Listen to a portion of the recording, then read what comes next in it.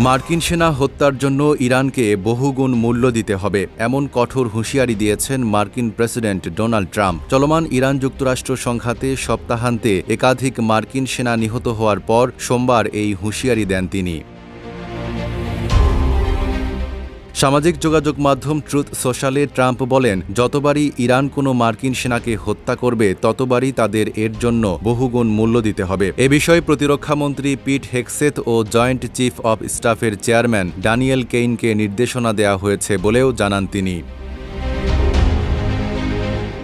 যুক্তরাষ্ট্রের দাবি, ফেব্রুয়ারিতে সংঘাত শুরুর পর থেকে এ পর্যন্ত ১৭ জন মার্কিন সেনা নিহত হয়েছেন। এর মধ্যে জর্ডানে ইরানের হামলায় ২ জন প্রাণ হারিয়েছেন। এছাড়া চলমান সংঘাতে প্রায় ৪৩০ জন মার্কিন সেনা আহত হয়েছেন বলেও জানিয়েছে Washington.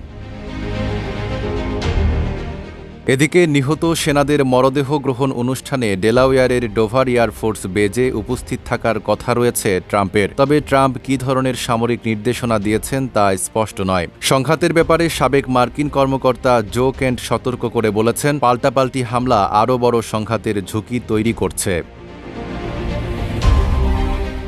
Desk report, Dhaka post.